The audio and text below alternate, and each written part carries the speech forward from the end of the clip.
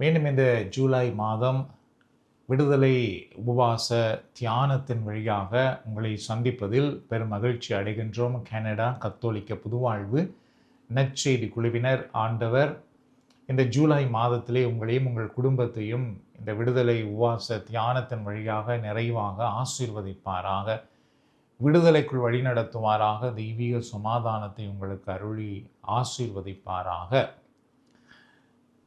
இன்றைக்கு நாங்கள் பார்க்க போகின்ற தலைப்பு பார்த்தீர்கள் என்றால் செட்டிங் கேப்டிவிட்டீஸ் ஃப்ரீ, கைதிகளை விடுவித்தல் என்ற தலைப்போடு நாம் பார்க்க போகின்றோம்.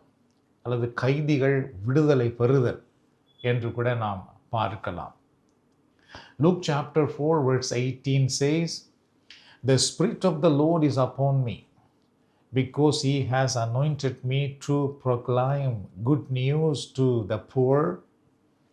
He has sent me to proclaim freedom for the captives and recovery of sight for the blind, to set at liberty those who are oppressed." Lucas நற்செய்தி 4:18 இவ்வாறு கூறுகின்றது, "ஆண்டவராகிய ஆவி என்மேல் உள்ளது, ஏனெனில் அவர் எனக்கு அருள் பொழிவு செய்துள்ளார்.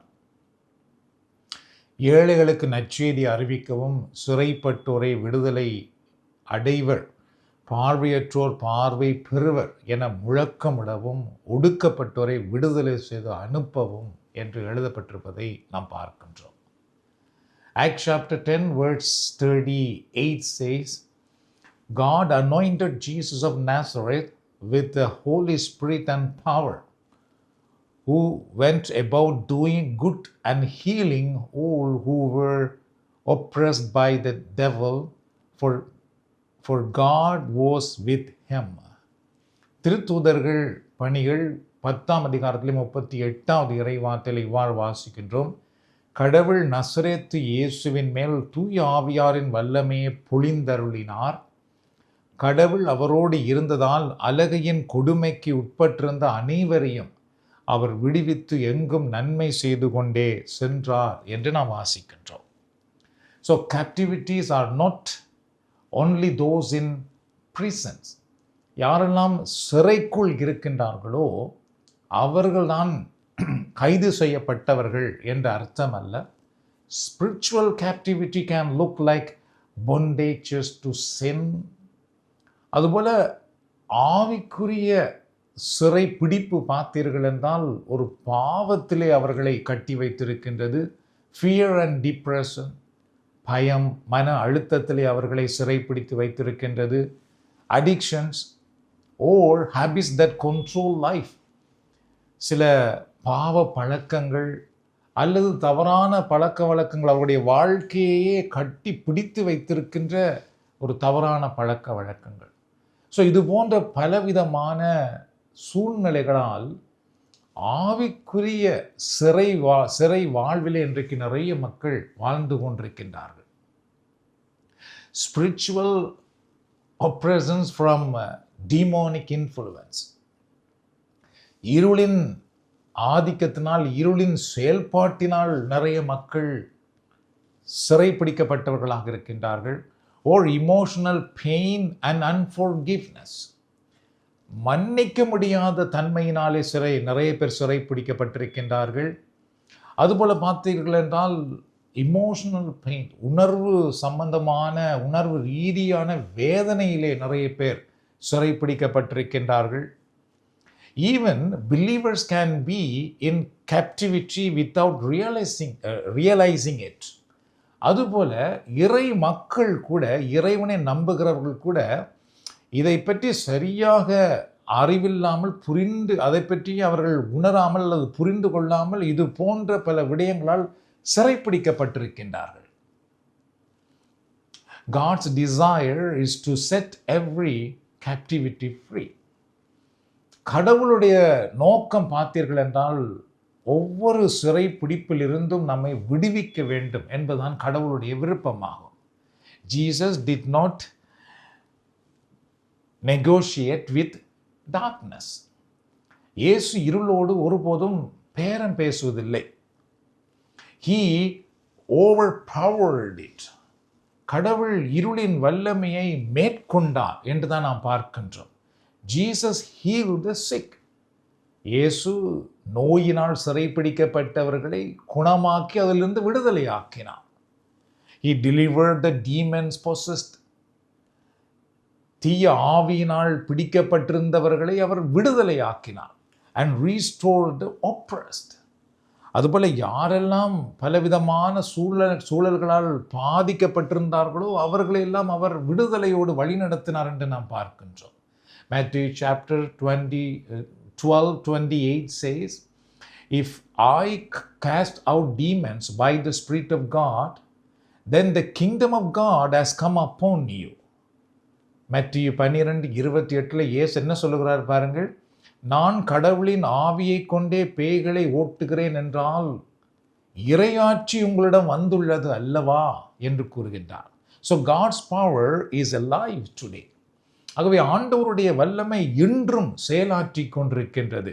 It is not limited to miracles in the Bible. அதாவது வேதாகமத்திலே சொல்லப்பட்டிருக்கின்ற அற்புதங்களை எந்த விதத்திலும் கட்டுப்படுத்த முடியாது. அது இன்றைக்கும் செயலாற்றி கொண்டிருக்கிறதை நம்மால் பார்க்கக்கூடியதாக இருக்கின்றது. Captivity continues when doors are left open to sin. எப்பொழுதெல்லாம் நம்முடைய வாழ்க்கையிலே பாவத்துக்கு எங்களுடைய கதவுகள் திறக்கப்பட்டிருக்கின்றதோ அப்பொழுதெல்லாம் சிறைப்பிடிப்பு நம்முடைய வாழ்க்கையிலே வந்து கொண்டிருக்கின்றது. Unforgiveness is kept in the heart. அதன் பாவத்தின் சூழ்நிலைகள் நம்முடைய வாழ்க்கைக்கு இடம் கொடுத்து கொண்டிருக்கும் பொழுது மன்னிக்க முடியாத தன்மைகள் நம்முடைய உள்ளத்தை சிறைப்பிடித்து விடுகின்றது. Strongholds remain in families or thoughts. அதாவது சில கடுமையான பாவத்துக்குரிய குணங்கள், செயல்கள், சிந்தனைகள், உணர்வுகள் எங்கள் குடும்பத்தை அது கட்டி வைத்திருக்கின்றது. Or fear and doubt dominate. அது மட்டுமல்லாமல் பயங்கள், சந்தேகங்கள் நம்மை ஆளுமை செய்து கொண்டிருக்கின்றது. The enemy is clever. எதிராளியாகிய அலகை பார்த்தீர்கள் என்றால் புத்திசாலியாக இருக்கின்றது. But Jesus' power is greater. ஆனால் இயேசுவினுடைய வல்லமை அதைவிட மேலானது. One prayer in faith can break chains. அதாவது விசுவாசமுள்ள ஒரு செபம் நம்முடைய வாழ்க்கையில் இருக்கிற சங்கிலி கட்டுக்களை அறுக்கிற சக்தி வாய்ந்ததாக இருக்கின்றது. Prayer and fasting release God's power. நாங்கள் செபத்தோடும் உபவாசத்தோடும் வாழும் பொழுது கடவுளுடைய வல்லமை நம்முடைய வாழ்க்கையிலே செயல்படுகின்றது. Fasting and prayer humble your heart. அதாவது செபமும் நோன்பும் செபமும் பார்த்தீர்கள் என்றால் உபவாசமும் செபமும் உங்கள் உள்ளத்தை தாழ்த்தும்படி செய்து விடுகின்றது. Strengthen your faith. உங்களுடைய விசுவாசத்தை பலப்படுத்தி விடுகின்றது. Expose hiding strongholds. எங்களுக்குள்ளே மறைந்திருக்கின்ற பிசாசினுடைய அல்லது பாவத்தினுடைய கடுமையான கட்டுக்களிலிருந்து நமக்கு விடுதலை தந்து விடுகின்றது. And release God's authority over your life. அது மட்டுமில்லாமல் கடவுளுடைய அதிகாரத்தை உங்கள் வாழ்க்கையிலே கொண்டு வந்து விடுகின்றது. Isaiah chapter 58 verse 6 says, is not this the fast that I have chosen, to loose the chains of weakness, to undo the heavy burdens. ஏசாயா 58:6 என்ன சொல்கிறது பாருங்கள். கொடுமை தலைகளை அவிழ்ப்பதும் நுகத்தின் பிணையல்களை அறுப்பதும் ஒடுக்கப்பட்டோரை விடுதலை செய்து அனுப்புவதும் எவ்வகை நுகத்தையும் உடைப்பதும் என்று நான் தெரிந்து கொள்ளும் நோன்பு. So fasting creates space for God's power to flow.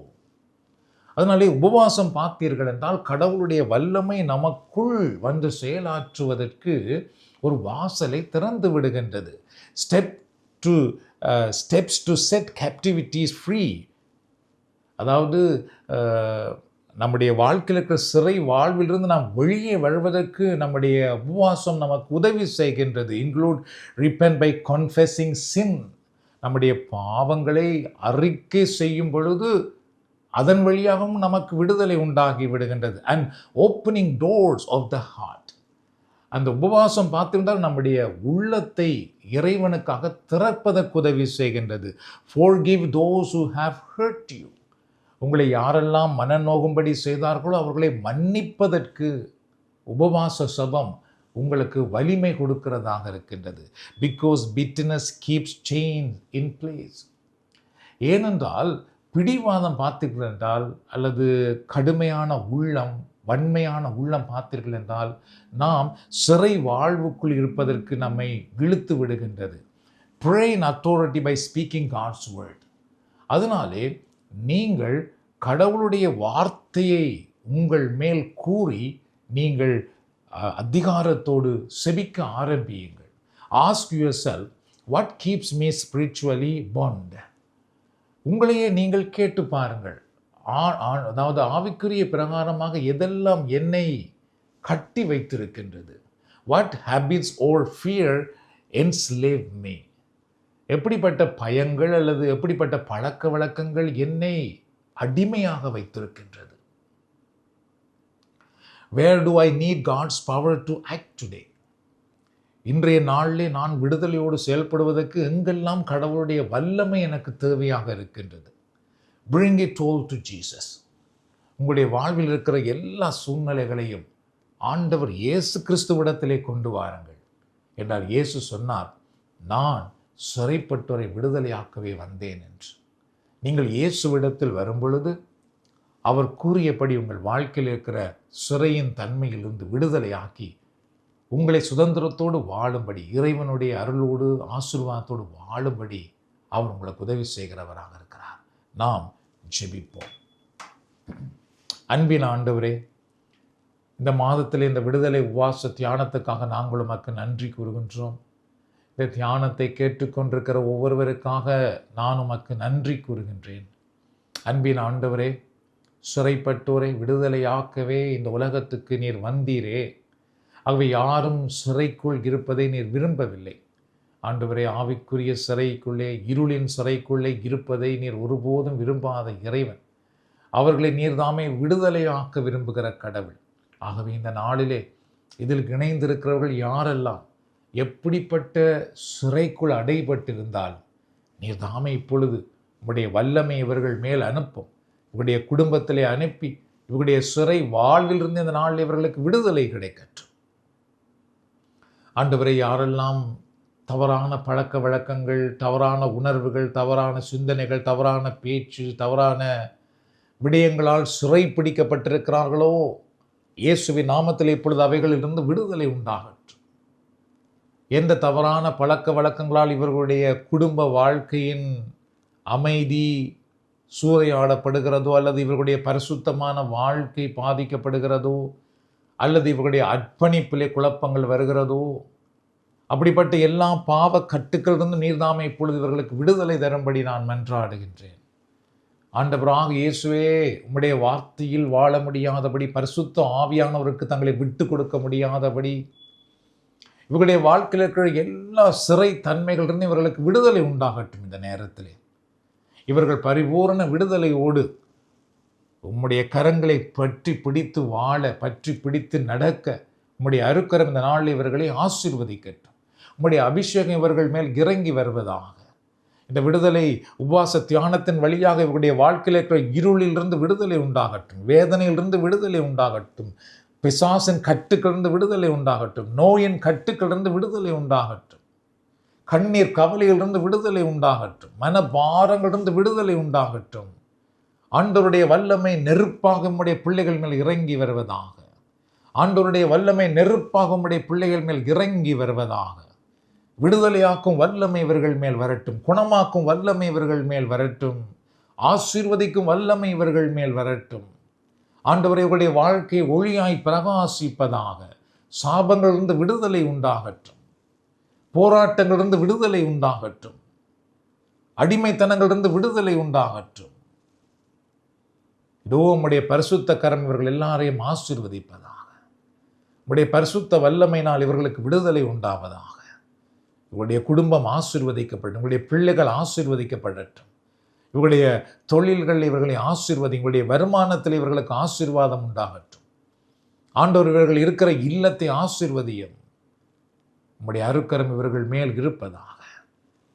எங்கள் மன்றாட்டை கேட்டு எங்களை ஆசீர்வதிப்பதற்காக நன்றி கூறுகிறோம். இயேசுவின் நாமத்தில் மன்றாடி நீ தருகிற ஆசீர்வாதத்தை பெற்றுக்கொள்கிறோம் நல்ல தந்தையே. ஆமென். ஆண்டவராகிய இயேசு கிறிஸ்துவின் அருளும் கடவுளின் அன்பும் பரிசுத்த ஆவியின் ஐக்கியமும் உங்கள் அனைவரோடும் உங்கள் குடும்பத்திலும் எப்பொழுதும் இருப்பதாக. பிதா சுதன் பரிசுத்த ஆவியின் பெயராலே ஆமென். மீண்டும் அனைவருக்கும் கனடா கத்தோலிக்க புதுவாழ்வு குழு சார்பாக எங்கள் வாழ்த்துக்களை கூறிக்கொள்கின்றோம். இந்த ஜூலை மாதத்திலே ஆண்டவர் உங்களோடு இருந்து உங்கள் குடும்பத்தை ஆசீர்வதித்து வழிநடத்துவாராக.